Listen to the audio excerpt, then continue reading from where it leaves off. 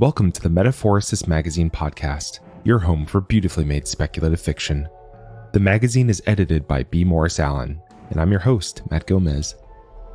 This week's story, the second of 5 parts, is The Nocturnals by Mariah Montoya. Part 1 ran on May 28th. Here's what's happened so far. In a world where each day and night lasts 30 years, Joah Cadshaw is searching for a missing boy. Before he can find him, bells start ringing throughout the streets. It's time for his community to migrate east toward the fading daylight, before the decades-long darkness and its night monsters overtake them all. Joah and his new partner, Mila Crane, embark on a quest out west to warn the people who don't know it's time to move. On their journey, Joah finds evidence that the missing boy may have been abducted by the Nocturnals, the feared humanoid creatures of the eternal night. Joah vows to bring him home. Let's jump in. Hey, Hicks, get up. Retrievers are here. Hickory Glade groaned in his bundle of blankets, thumbing his pounding temples. His tent mate had poked his head through the open flap to wake him, but the ice moon was still hovering above the northern skyline, sending a stripe of brilliant white through the canvas. Retrievers? Hickory said, sitting up. What the hell do you mean, retrievers? Scowling, he checked the timepiece strapped to his wrist. Unlike the rest of the sunsetters, who started moving when the sun hung 10 degrees above the horizon, the miners didn't have to pack up until 5. At 5 degrees, the sun dangled low in the sky, and nighttime prowled just around the corner. But the hand of Hickory's watch still hovered over the spindly number 7. Not quite late enough to start chasing daylight like they had to do every 2 damn years. Strange. Retrievers usually only showed up when someone, some hunter or scavenger or miner, had gotten lost out in the woods and needed their asses saved from the eternal night. Yeah, retrievers, Sid said, pushing aside the flap so that smoke and murmurs filled the tent. Apparently they've got something to tell us. General D's orders. Come on.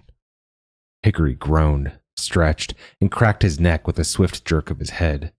Something felt off, as if warning bells were clanging in the back of his mind.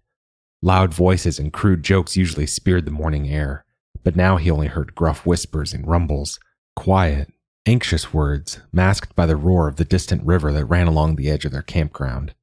All right, I'm getting up. Wait for me, asshole.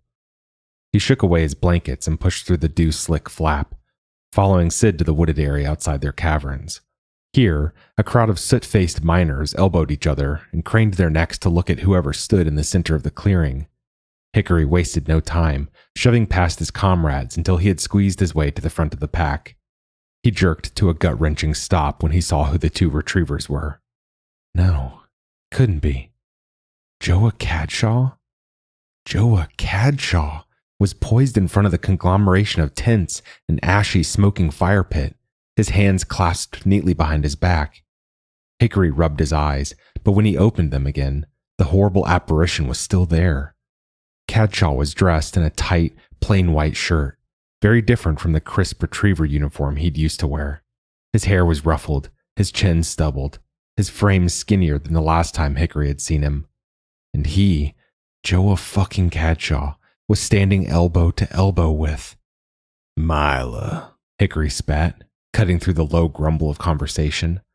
When he said her name, the branches around them seemed to still, and the beetles scuttling up their trunks seemed to slow. The distant river, however, thundered with the spite thudding through Hickory's veins. Angry white foam filled his chest. What the hell are you doing here? With him? The miners coughed themselves into awkward silence. Joah Cadshaw spotted him with the faintest spike of surprise, eyebrows lifting a fraction and narrowing again. Mila Crane couldn't stifle her shock, though. Tilting her head, she said, Hickory? In that sickeningly sweet voice she had always used around him, the innocent one. It made him want to throw her onto a bed and pound that silly innocence out of her. You 2 know each other? Cadshaw asked coldly. Yes, you nocturnal-loving freak. Mila and I know each other. Hickory lurched forward, but rough hands cupped his shoulders, holding him back. She was my girl. She was mine. and now you've taken her, just like you took everything else from me. Let me go." But Sid's hold only tightened, and Hickory's worst memory swirled before him. It was 13 degrees. He stood in the middle of the high road before the executioner's block, his axe glinting in the sun. People lined the road in thick rivers of hot bodies and excited whispers, watching as the retriever in the distance led his prisoner toward them. An infected's execution was usually an exciting ordeal, but this time it was even more so. It was the retriever's own wife who had been infected. The retriever's own wife Hickory would kill. He licked his lips, tasting the salt of his own sweet sweat. He'd never liked Joah Cadshaw. Ignorant, cocky prick. If he could pull the man's guts through his neck and dangle them around his own, he'd wear the necklace every damn arcsec. It served him right, in a way, that the Nocturnals had chosen to infect Blair Cadshaw. They picked one victim a year to lure to their shit pit of never-ending darkness. Retriever Cadshaw had always tracked these victims down with ease, forcing them back to their deaths before they could sneak back on their own and wreak havoc on the community. Hickory himself had never hid his fascination with his axe, but Cadshaw had always pretended to be repulsed by the whole ordeal. A reluctant hero.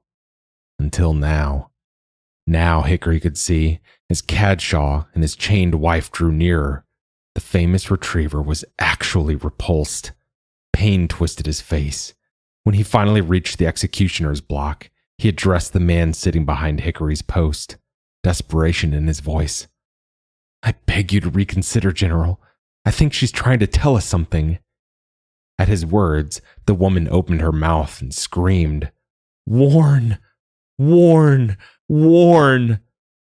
Drool swung from her teeth. She looked as insane as all the other infected scum Hickory had gotten rid of before. But behind him, General Deckler made a grunt of pity. "I can postpone the execution if you have sufficient proof that she is not dangerous." "What?" Hickory spat, spinning around. The general had always loved Joah Cadshaw, true, but why was he falling for such a biased pile of shit? Even as Hickory watched, the infected woman swiped a pale, clammy hand toward the onlookers, that drool soaking through her shirt. No, she was still dangerous. Cadshaw would put them all at risk because he would never quit loving the monster his wife had become. "I'll consider a life extension," General Deckler began, but Hickory marched forward. Before Cadshaw could blink, before the crowd could gasp, he raised his weapon. The blade sliced cleanly through the infected woman's neck. Her head hit the ground with a thud. A shivering silence. Then Cadshaw was screaming. He threw himself forward and tried to wrestle the axe from Hickory's hand. His eyes bulged, and Hickory clung to his axe like a lifeline, and they threw each other to the high road, rolling in Blair's blood, the blade narrowly missing Hickory's left ear. General Deckler's men had jumped in to break them apart. Afterward, Hickory had been fired for misconduct, but Cadshaw himself had simply been transferred to another department for his own mental well-being, or some soft-hearted bullshit excuse like that. Hickory had watched in a drunken stupor as Misla, once an angelic little creature he'd wooed and won with all the right words, had packed her things and left him. He'd become like a headless pheasant, staggering around, making a wage by pounding grasm from cave interiors like his father had once done. A regression in familial stance for sure. "You lost me my job," he said now, jerking against the arms wrapped around him. It wasn't fair that he, Hickory, was still out here, while Cadshaw had obviously wormed his way back into a retrieving position. Always General D's favorite, that was for bloody sure. "Well, you killed my wife, so consider us even." Cadshaw wasn't trembling, but his face had turned a blotchy, veiny purple that made Hickory feel triumphant. Oh, the mask was there, but it was slipping. "Well, it looks like you paid me back, didn't you?" Hickory panted. "Looks like you've gone and stolen my woman. Is that why you left then, pretty girl? So you could be with him?" He bit his lip, tasted blood. His last encounter with Misla had not been pleasant, he had to admit, but she didn't look the worse for wear. She was wearing the same fitted white shirt Cadshaw was, but hers hugged her curves, and she had added a frayed scarf that bore a resemblance to the Retrieving Institute colors.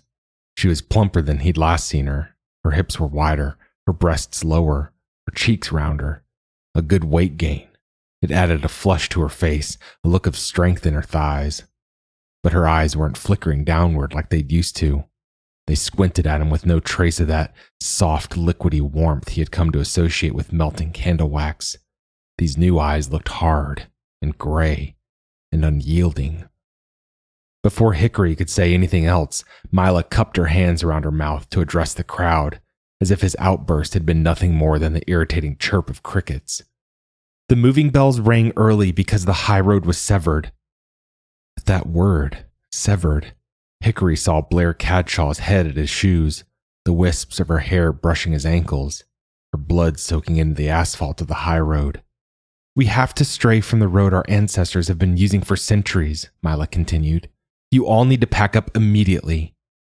She paused, glanced at Hickory, and cleared her throat, throwing a braid over her shoulder. "It's been easy to follow the sun our whole lives, because we can travel 4 times as fast, but this detour will slow us down. The Nocturnals won't be far behind." "Any questions?" Cadshaw asked, his eyes trained on Hickory. "Well, how come the high road was severed?" someone called. "We don't know," Misla said. "Possibly a quake, some kind of natural disaster. Either way, it's going to take longer than expected to reach the Green Sea, so get moving."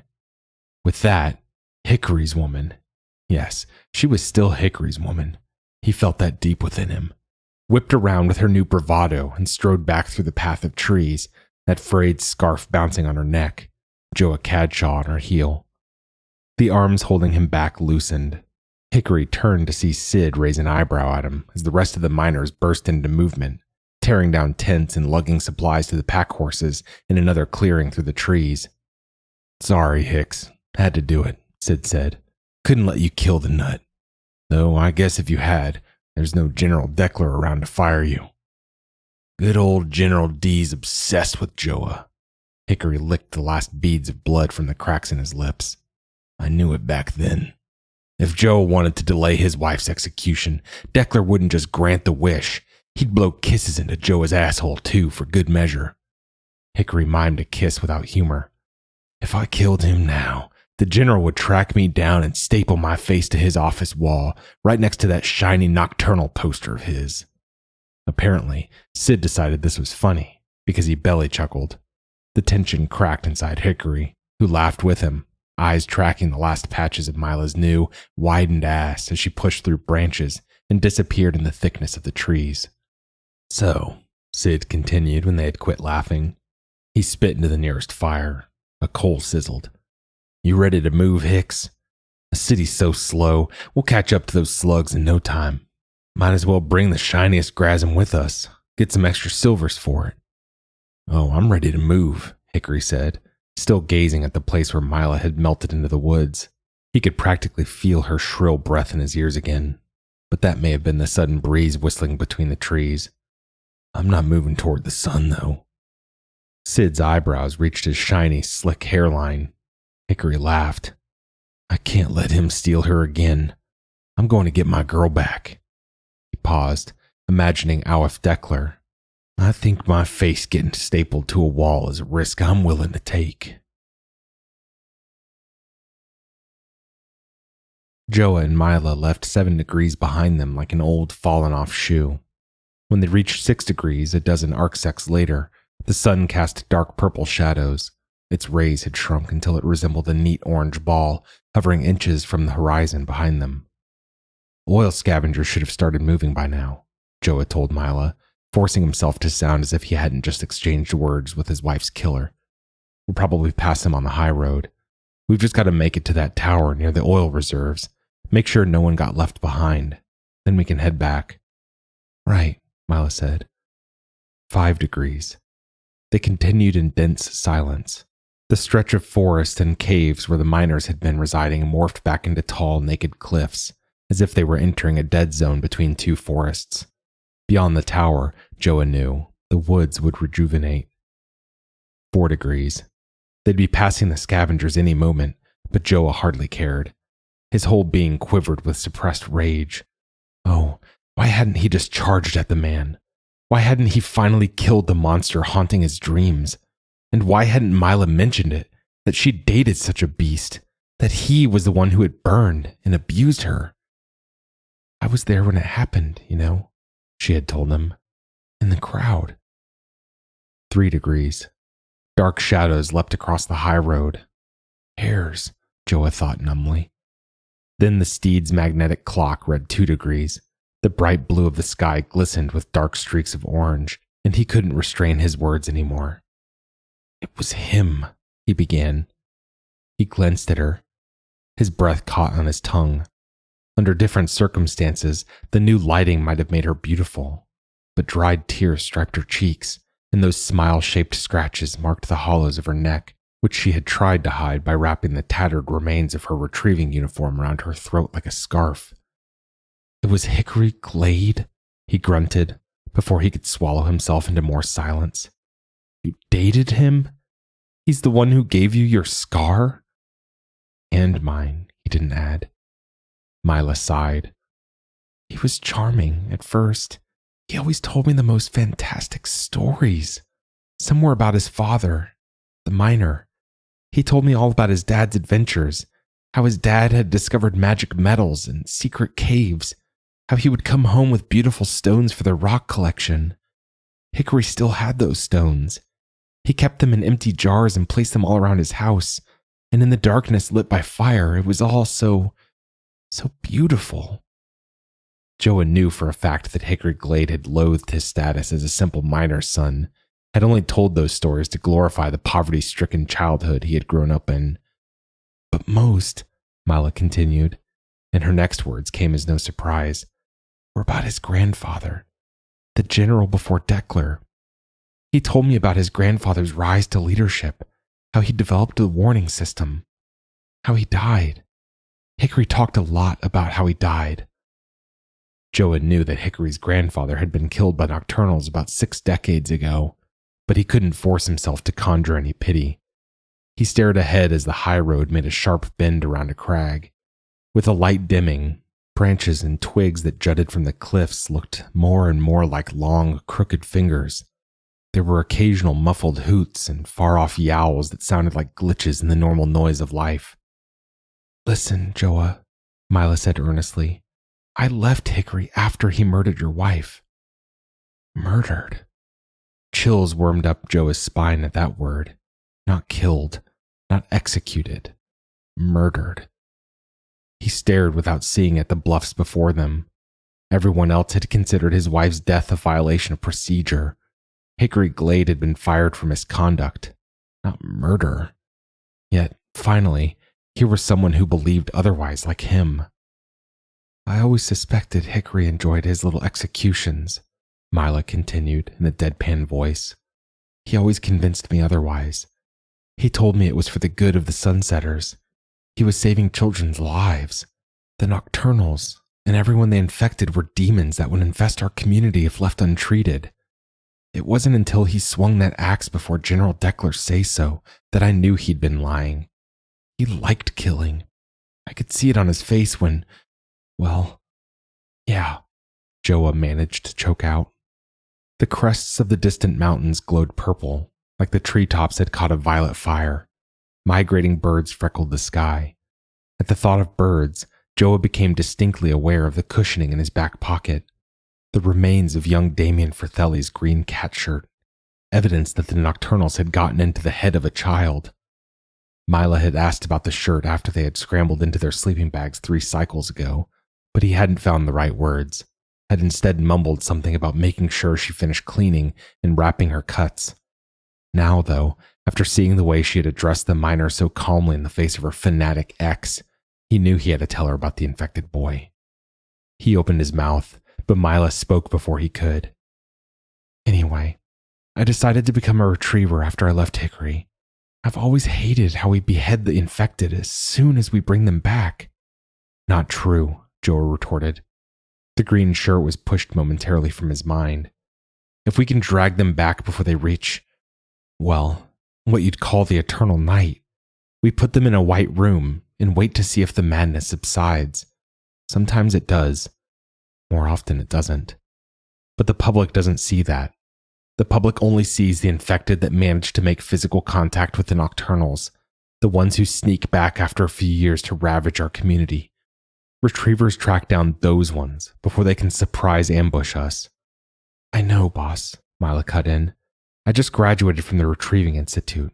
I got top marks, you know. All that you just said was in our senior exam. Well, what's your point, Crane? I want, said Misla, with a breath so deep it seemed to suck the air from Joah's own lungs, to see if the infected can talk to the Nocturnals and find out what they want. Joah's heart thrashed against his ribs. All thoughts of telling Misla about the ripped green shirt in his pocket fluttered away alongside the migrating birds overhead. Crane, he tried to sound casual.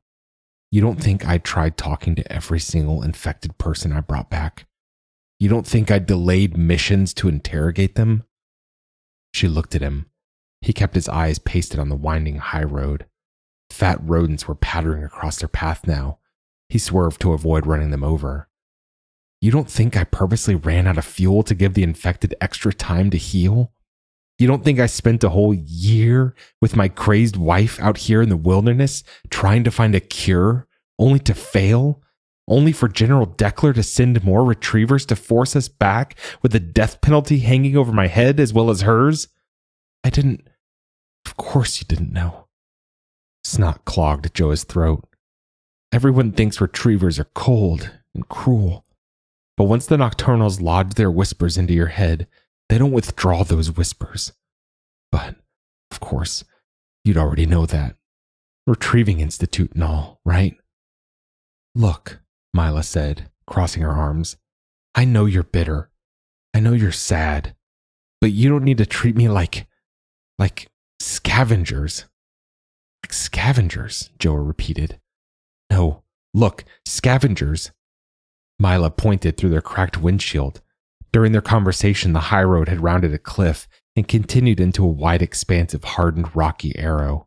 Now, perched on the opening beyond, the outline of a cylindrical tower bowed over the high road. But the high road wasn't empty. Each strapped with bouncing silver canteens, sprinting toward them, were the oil scavengers who should have started moving 5 degrees before. They were hollering indistinguishably, their voices like blunt knives failing to slice the air. Cursing, Joah sped toward them until they were close enough to hear each gasping word. Hey! Did General Deckler send you? Thank God you're here. Joah punched the brakes as they met the scavengers, who were coughing and panting. Their mops of hair were gray with dust. Their hands were slimy with oil and blood. Hold up. Joah tugged on the parking stick and jumped out onto the dusted high road to meet them. It's almost sunset. Why the hell are you lot still here? I thought you might have taken a shortcut, and that's why we didn't see you on the high road. But I never thought. Mac got killed, one scavenger piped up, breathless. He's my friend, Mac is.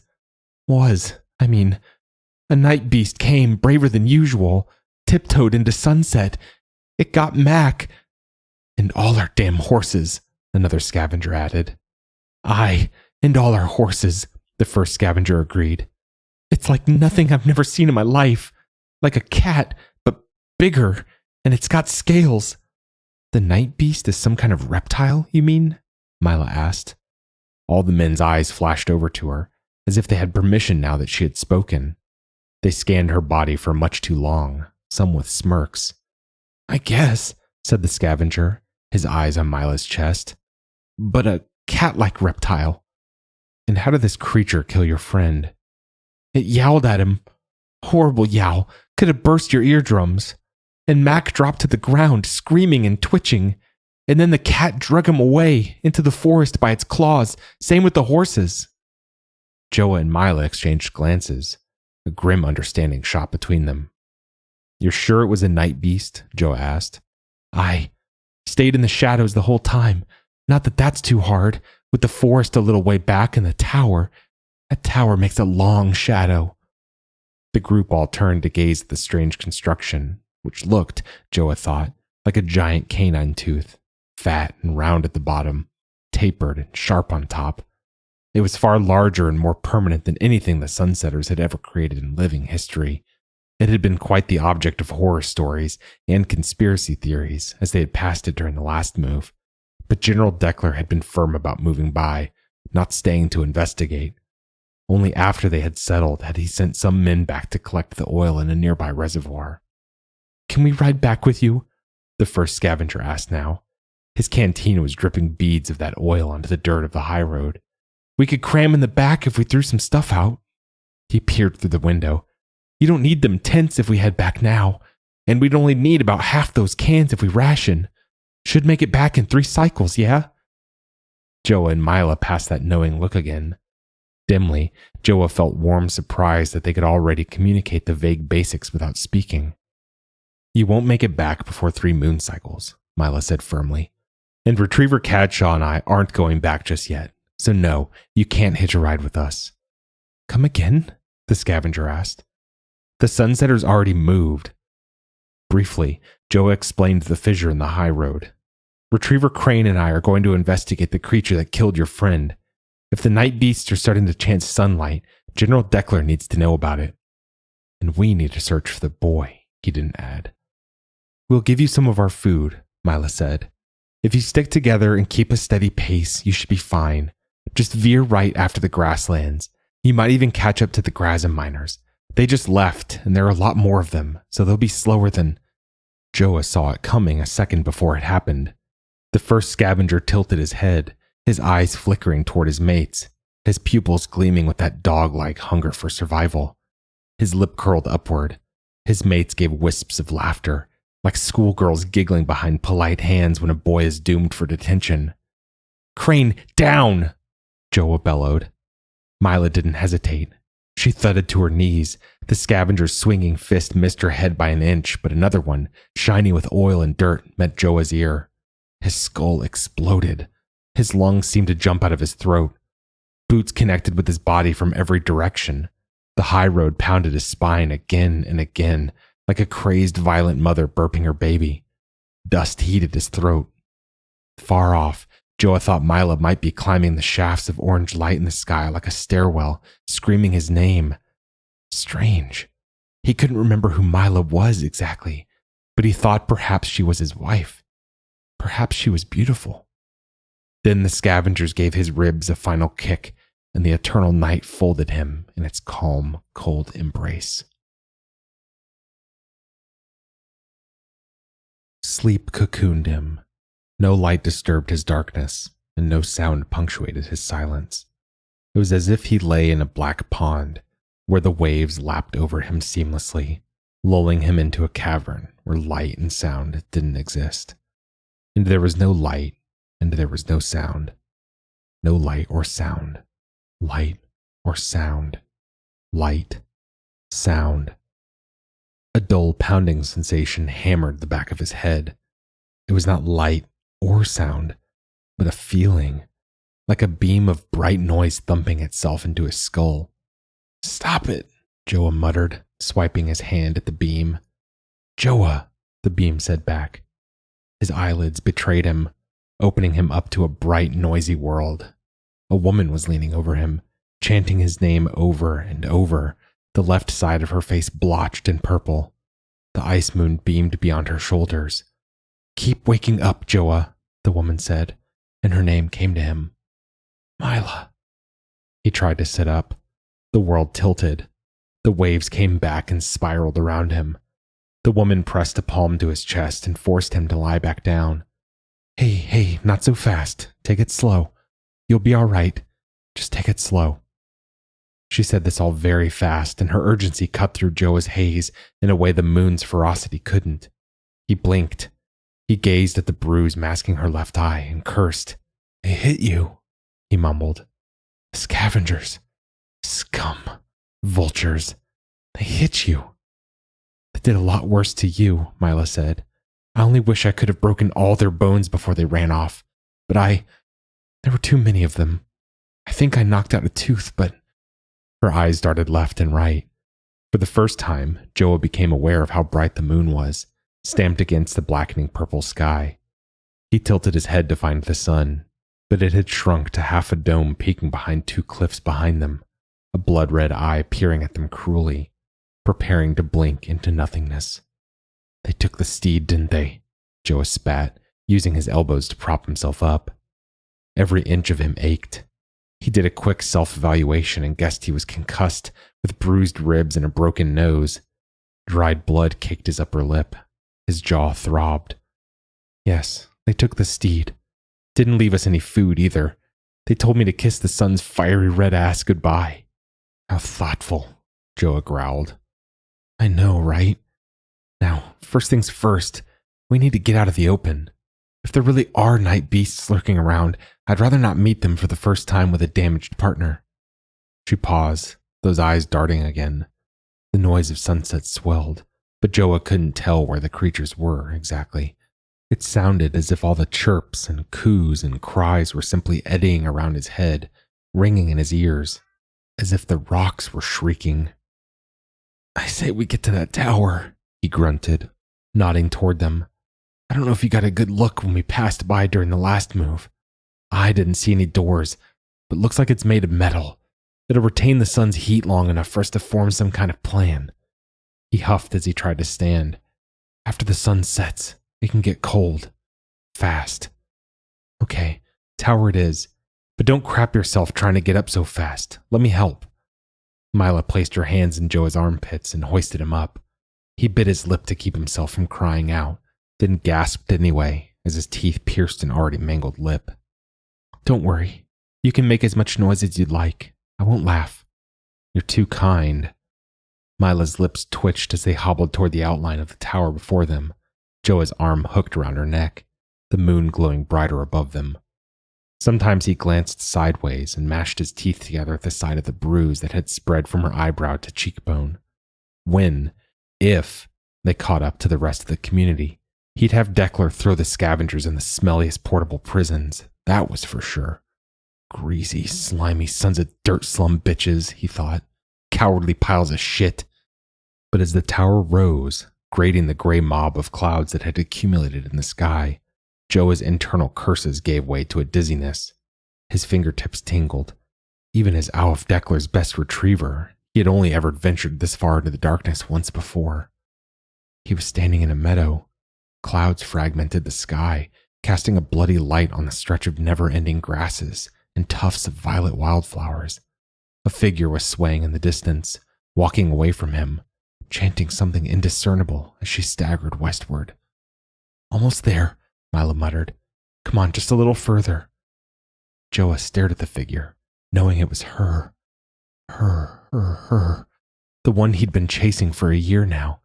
The one who, the night before she'd run away, had whispered against his neck that she wanted to try for a baby soon. Joah, I think there is a door, or some kind of opening. Look. He tried to look, but she had wanted to be a mother. Now she would never be a mother. She was a nocturnal puppet, and Joah was almost too scared to call out her name. But he did call out her name. And despite what they had said about the infected's inability to understand language after the Nocturnals had twined words around their brains, she turned. She turned, and Joah saw the face of his wife wearing a mask of purest white. Bright purple veins crisscrossed her cheeks and forehead like shattered eggshells.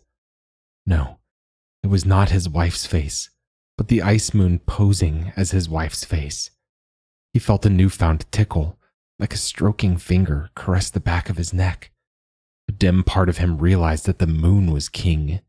Maybe not king of the day, but king of the eternal night. And now it had plastered itself over his wife's eyes, and it was laughing at him. Her manic smile spread her cheeks as she hobbled toward him, arms outstretched. Stay with me, Joah. Don't fall asleep yet. Hazily, Joah saw Misla push through a blanket of wool like cobwebs and help him through a rounded hole in steel, into a cavern of deepest pitch black. Their shoes crunched over brittle objects scattered on the floor. Misla was saying something else to him, but he couldn't hear. Tingles scuttled up his spine, as if his wife were in his arms now. She was laughing up at him. Her eyes twitched in their sockets, like a rat was squirming beneath her eyelids, desperate to break free and nibble at Joah's skin. Blair, he cried. Blair, Blair, Blair. But she just laughed and squeaked. Warn you. Got to. And then kept laughing, her tongue shooting in and out, her mouth so widely stretched he could see her uvula and each rotten tooth. And he knew then, although he would try to find her a cure later, that she was gone. Her body was here, but the Nocturnals had snatched her soul right out of his cradling arms. She was gone. Gone, Joah croaked. Gone. All gone. What are you talking about, Joah? I'm right here. Just lean back one moment. Mila's warmth disappeared. He was alone, his back pressed against a smooth, cold surface. His head throbbed. When he pressed his hands against the floor to steady himself, something sharp pierced his right palm. He sucked in a breath that made his chest ache. Come back, Mila, he murmured. She didn't answer. He blinked, trying to rid himself of the memories infecting him so that he could assess his present situation.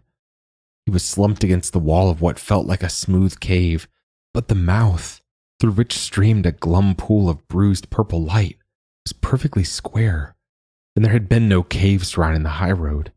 He had told Mila to take him to the tower. Somehow, then, she had lugged him inside the structure.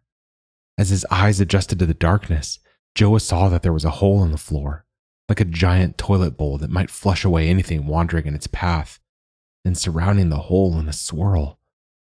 Bones, tiny skulls, bird beaks, the skeletons of hares, rats, and other animals Joah knew no name for. Mila, he called, louder, his eyes racing toward that inexplicable entrance. She appeared at the door, illuminated by a ball of fire. He stared, dazed, as she hurried inside, bringing the fire with her.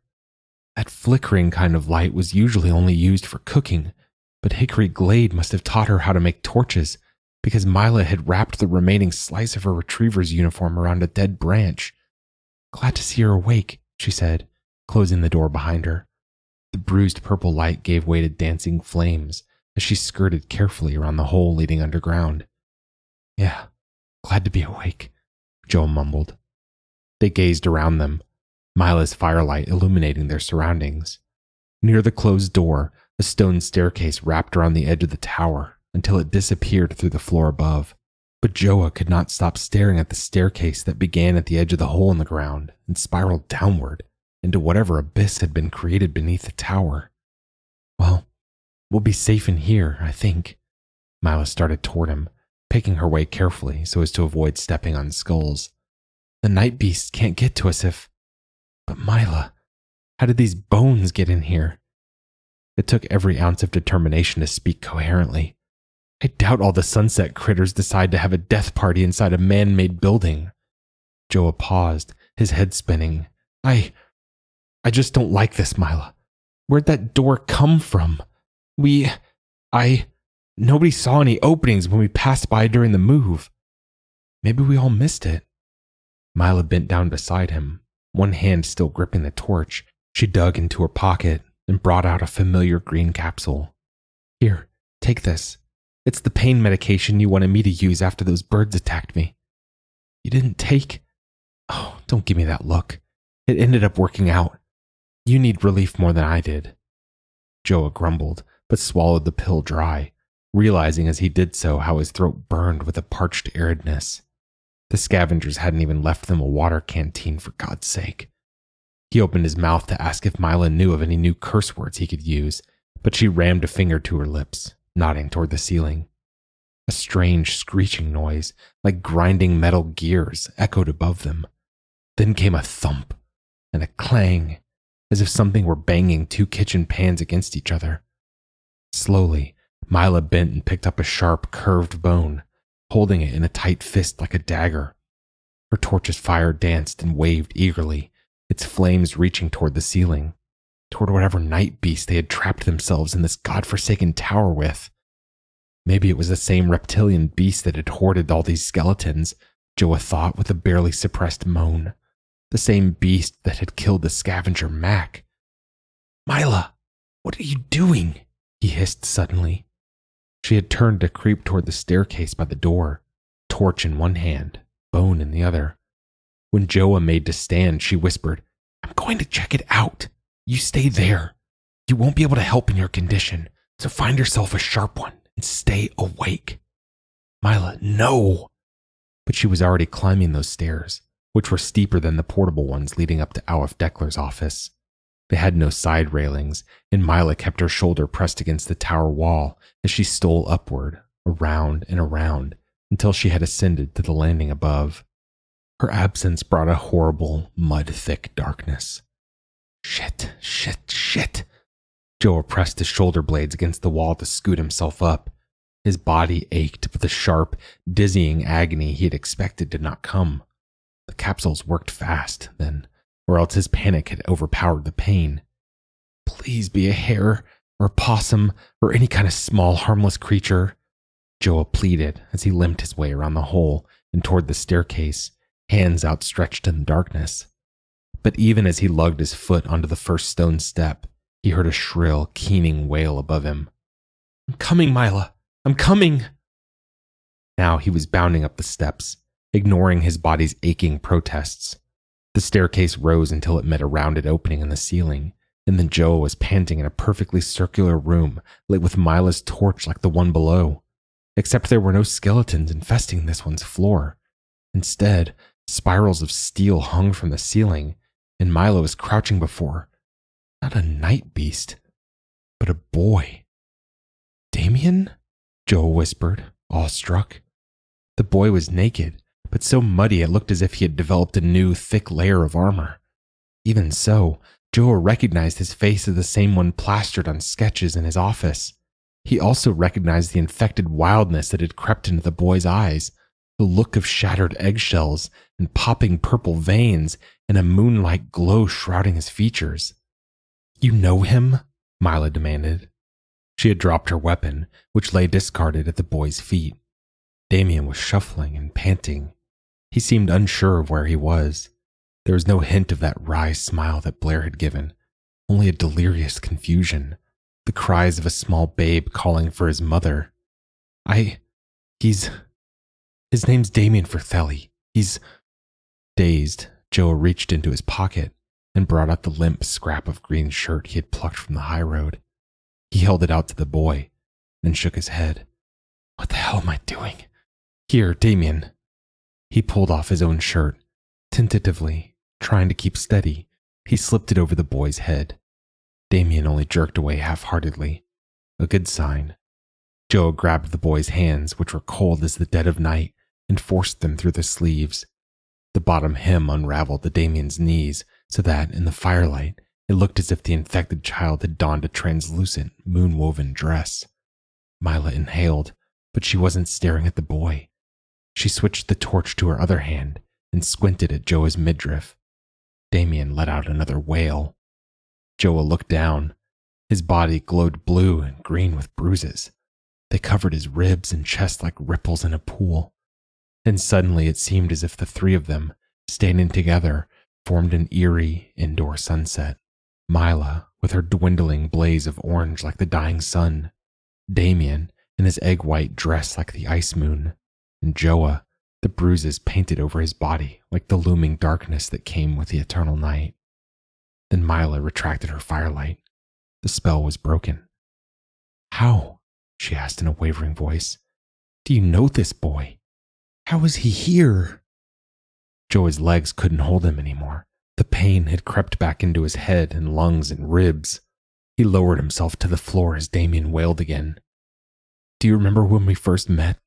How Deckler told me to forget the boy?" Misla nodded, frowning. "Well, this is the boy. This is the boy I was assigned to find." In whispers, Joah told her everything, including Lupita Firthelli's suspicions that the Nocturnals had infected her son. Mila's frown deepened. When he had finished speaking, Damien began turning in circles, his wails morphing into decipherable mumbles. West. Not scary. Scary. Going back. West. Need me. Honey, Misla said, taking Damien's hand. The boy flinched. You can't go west. We're supposed to be going east, remember? We follow the sun. That's what we do. Son, Damien said. No, scary. Going back, west. Need me. Misla continued consoling him, but Joah stared. He had never witnessed an infected person respond to conversation by repeating a word. Son, Damien had told Misla, even though that had not been part of his original, mumbling vocabulary. Come to think of it, Damien was using a wider range of words than the infected typically portrayed. Listen, Misla, Joah said urgently. Damien's got a chance at returning to his old self. A better chance than most, but we need to figure out a way to get him home. And that's going to be pretty damn difficult without any kind of steed. We need to think of ways to... The river, Misla cut in. She had coaxed Damien into a sitting position on the floor, where he rocked, mumbling his words, his hand still grasped tight by Mila's. I've been thinking about it ever since the scavengers took off. It's the only way. That river by the Grasm miners? Joah asked. But we don't have time to build boats. What? Are you afraid of getting a little wet? Misla smirked. We'll find some dead logs and float, of course. The river wasn't running parallel to the high road. It was running southeast, Joah said, excitement mounting within him. The sunsetters will still be heading south, so we'd run right into them. Yes, you're brilliant, Misla. If we start now, we might be able to reach the river before the sun's gone too far down. He hoisted himself up. Hold up. You need rest. Misla glared at him. It's still moontime. We haven't slept in ages, and he needs washed. She nodded at Damien, who moaned. Joah blinked at her. How the hell do you expect to wash him without the river? Misla nodded at the twisted tubes of steel hanging from the ceiling like oddly misplaced rain gutters. When I first came up here, I found Damien drinking from those. Whoever built this place must have designed something on the tower roof to store rainwater for drinking purposes, because I think the water's clean. Well, that would have been nice to know. Joah hobbled to the nearest gutter, where a square metal container, almost like a mailbox, stuck out from the base of the tube. He lifted the hatch, threw his hands inside, and lapped the frigid water from his cupped palms. Soon, Misla couldn't seem to resist. She gently disengaged herself from Damien, who continued rocking on the floor, his arms hugging his mud-caked knees to his chest. Seconds later, Joah heard her gulping water from the neighboring gutter. He wiped his mouth on his wrist. Okay, he whispered. How about this? We sleep for a few arcsecs. As soon as we wake up, we fill ourselves with water and head out. We'll have to keep a brisk pace, which might be... Glanced at Damien uncertainly. Usually the infected struggle and fought against eastward travel. Sometimes they had to be lugged back in handcuffs or ropes. Damien, however, seemed momentarily uninterested in continuing his westward journey toward the eternal night. Maybe because the darkness is already upon us. Maybe the Nocturnals are already here. Shaking away this thought, Joah continued in a whisper. He isn't showing any signs of trying to escape right now, but we'll need to watch him closely. And it might be hard to get him to cooperate in riding the river east. We'll manage, Misla said promptly. Come on, help me wash him. Together, they brought Damien handfuls of water, one cupped palm at a time, lathering it over his skin. The mud trickled away, revealing scratches and sores underneath. Joah tried not to cringe. The boy would need to be seen by a healer as soon as they reached the community. When they had washed him as best they could, Joah caught Mila's eye and gave her a slow nod. She blew out her leftover fire, encasing them in a stony blackness. Joah heard the clunk of the torch as she set it down, and then they moved toward one another, feeling for Damien in each other's groping fingers. When they had found him, they settled onto the floor and eased the boy into a lying position, Joah pressing against his back and Misla hugging him from the front. They grasped each other's hands so that the boy was swaddled in a tight cocoon. Now, if he had the infected urge to escape while they were sleeping, they would know. Who do you think built this place? Misla whispered. She was so close, her breath puffed onto Joah's lips. Damien mumbled incoherently between them. I don't know. Whoever they were, they must have stayed. You can't build something this big between moves. Joah stared upward unseeingly, trying to imagine living 30 years in the constant light and 30 years in the eternal night. Who can endure both? Could have been the Sunrisers, Mila breathed.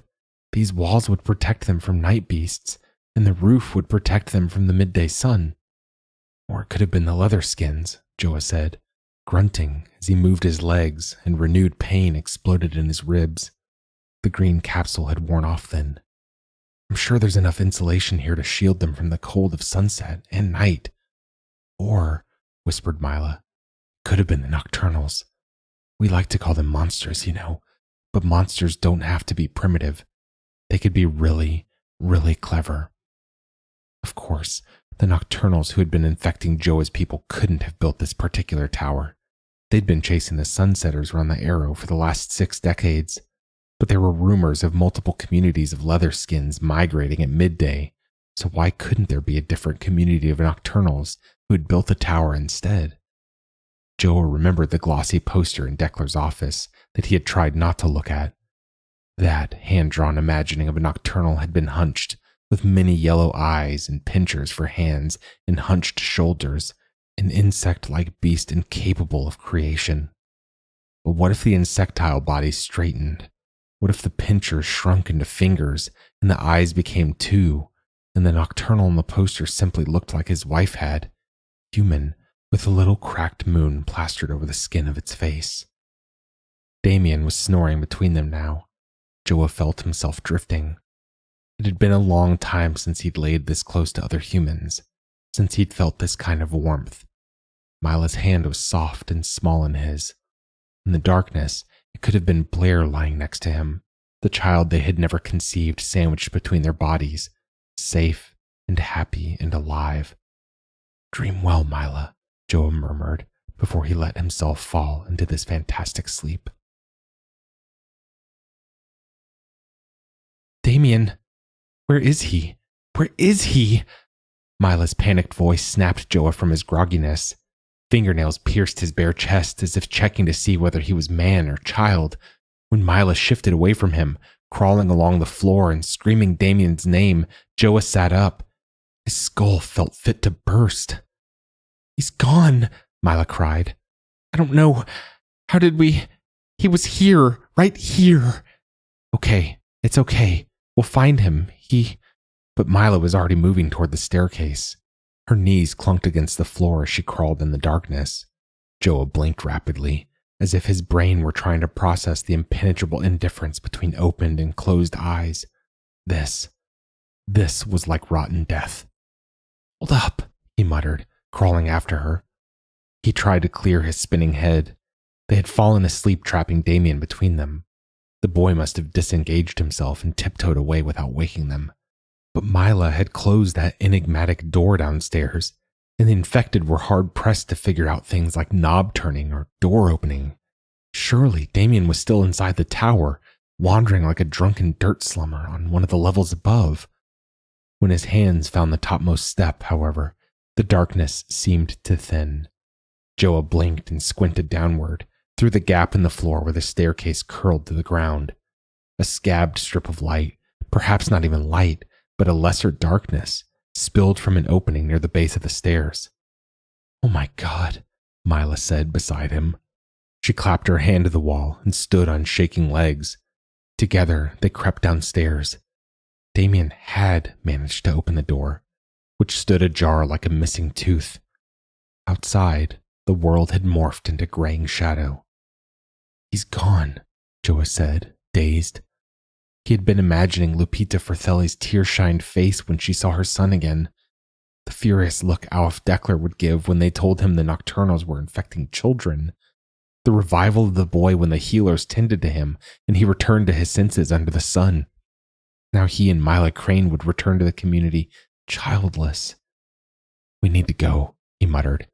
He felt numb, like his fingertips had melted away. I think it's past sunset. -degrees. He checked his watch blearily. It was stuck at 0. Yes, I agree.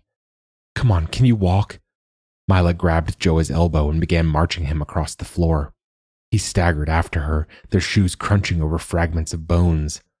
I'm sure Damien hasn't gone far. If we hurry, we might catch him before. Hold up. Wait. We're not going after him. Damien's gone. Misla stopped and stared at Joah. Her hand fell from his elbow. "We're not going after him?" she repeated slowly. "No." Defeat sunk to the pit of Joah's stomach.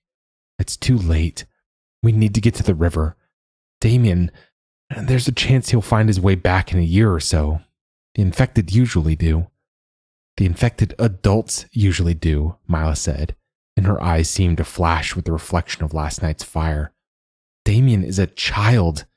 Plus, in a year's time, if all goes to plan, we'll be sailing the Green Sea. He will die." "No, we will die, Misla." Joah watched the way her jaw jutted out and knew that their survival would depend on her cooperation. He clenched his fists, steeling himself to hold his ground. "Listen to me, Crane. General Deckler told you to obey my every order." "General Deckler isn't here, detective," Misla hissed, and the word was a stinging reminder that Joe was no longer a retriever. "If you don't want to go after him, fine by me, but I wouldn't be able to live knowing I let a little boy walk into the clutches of—" "And you're going to fight off the night beasts?" Joah said, his voice rising. "Or are you going to have a civilized conversation with the Nocturnals? Tell them to leave our children the fuck alone. Say please and thank you when they just hand Damien back to you? It's none of your business how I'm going to do it." Mila's raised voice echoed throughout the rounded tower. She bent and scooped up what looked like a discarded jawbone on the ground, clutching it tight in a determined fist. "Misla, no." Joah grabbed her wrist, but she wrenched away. "Don't touch me, Detective Cadshaw." And with that, Misla Crane paraded outside with her jawbone into the graying twilight. Joe withdrew Damien's remaining strip of shirt from his pocket and hobbled after her, goosebumps erupting on his arms as the brittleness of the night air found his skin. If he had to tie Mila's wrists together and haul her back like he'd hauled so many of the infected, he would, damn it. He'd do it for her own safety. But the outside world hit him like an executioner's blunt axe. Even Misla, already halfway to the high road, stopped in her tracks.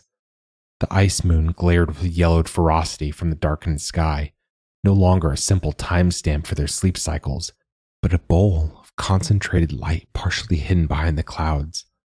Joah and Misla must have slept for more than a few arcsecs then. They must have slept for an entire cycle, too stuck in the pits of their dreams to notice Damien's escape. And the sun was gone.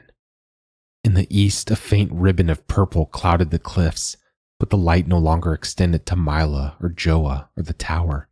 The high road had been reduced to a black strip.